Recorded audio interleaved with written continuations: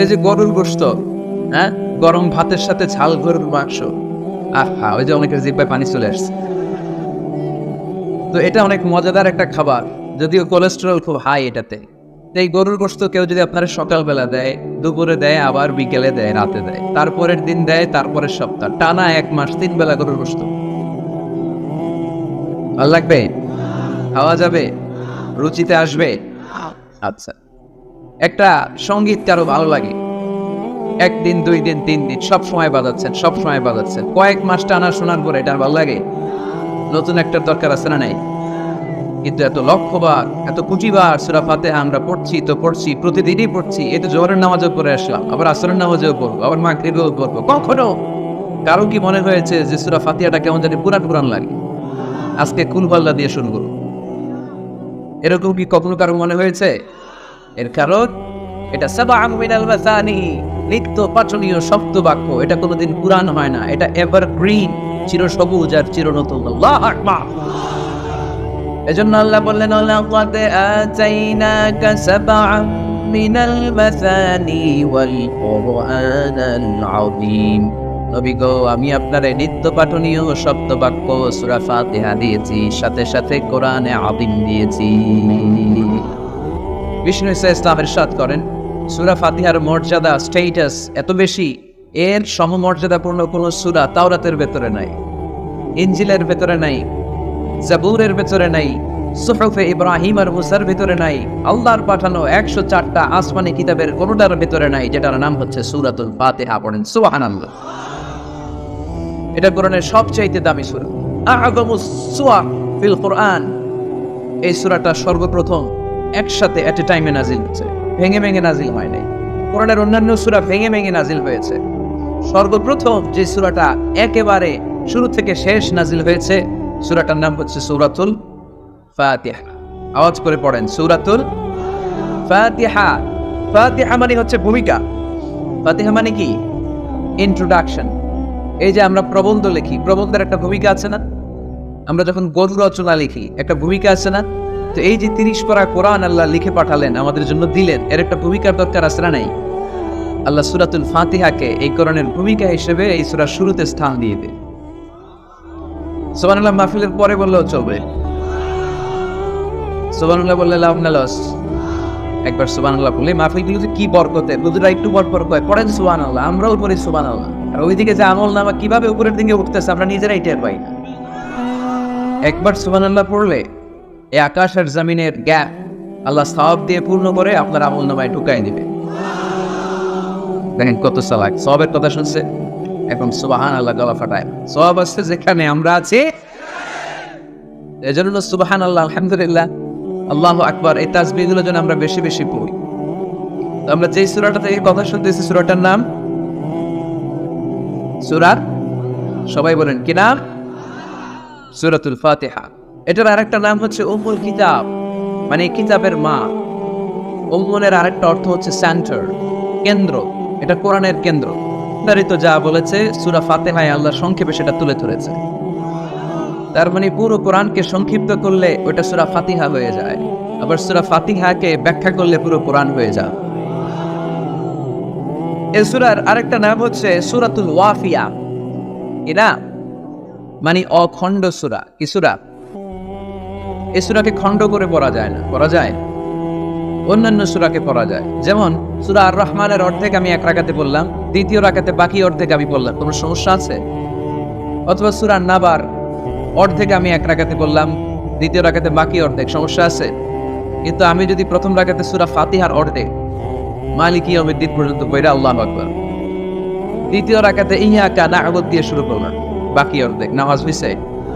এর কারণ এই সূরাটা পড়লে পুরোটাই পড়তে হয়, এটারে হাফ করে পড়ার কোনো সুযোগ নাই। এজন্য এটা অখণ্ড সূরা, এটাকে খণ্ড করে পড়া যায় না। আবার এই সূরার আরেকটা চমৎকার নাম হচ্ছে সূরাতুদ দুআ। সূরাতুদ দুআ, এই সূরার ভেতরে যে একটা অসাধারণ দোয়া আছে আমরা অনেকে জানি না।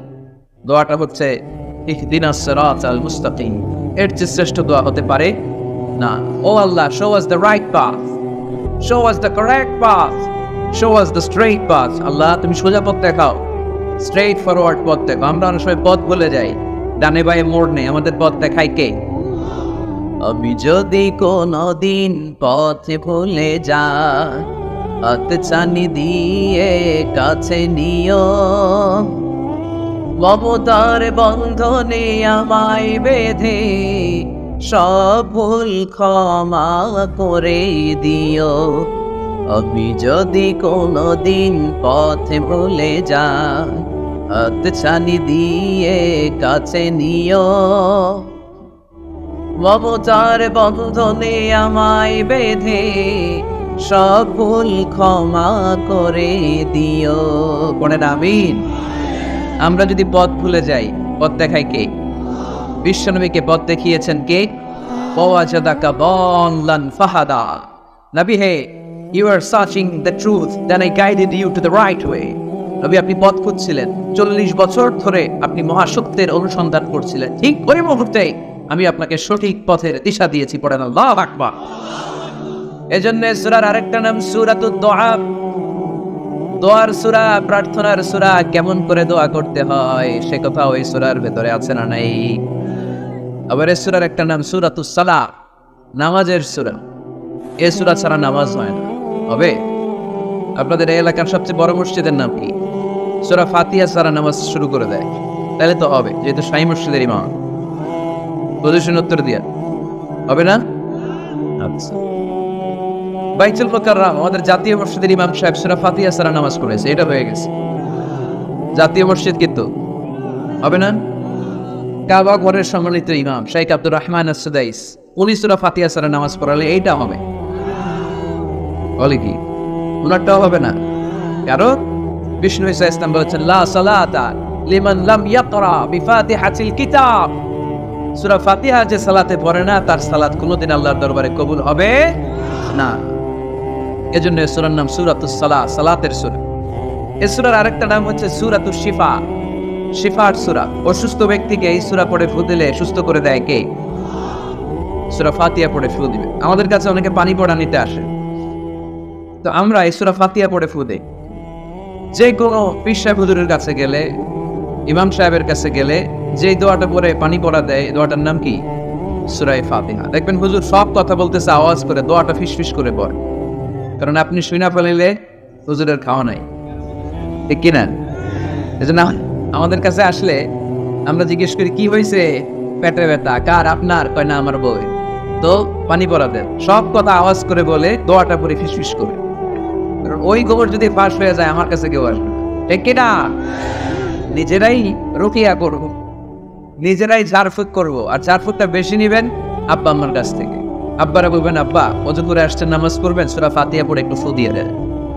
আম্মারে বলবেন আম্মা আপনি তো এখন ওযু করে নামাজ পড়বেন, আমার মাথায় একটু হাত দিয়ে ফু দিয়ে দেন। আল্লাহর কসম, গোটা বিশ্বের সবগুলো পীর সাহেব হুজুর কোরআন খতম দিয়ে এক গ্লাসের পানিতে ফু দিবে, আর আরেক গ্লাসে আপনার আব্বা শুধু বিসমিল্লাহ বলে ফু দিবে, মুহূর্তে আপনার আব্বার দোয়াটা আরশে উঠে যাবে।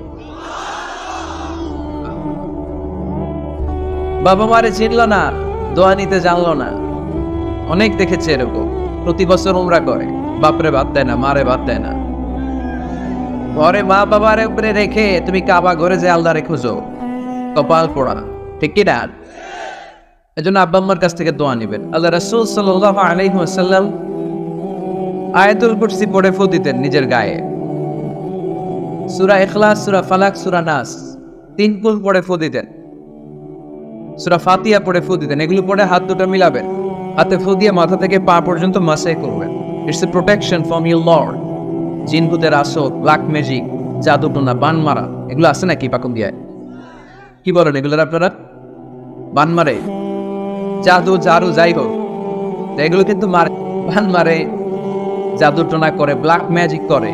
এগুলো থেকে আমাদের সোনামণিদেরকে আমরা প্রোটেকশন করাবো কিভাবে? ওদেরকে শিখাই দিব। সূরা ফাতিহা পড়ে, আয়াতুল কুরসি পড়ে, 3 কুল পড়ে তুমি হাতের মধ্যে ফু দিবা।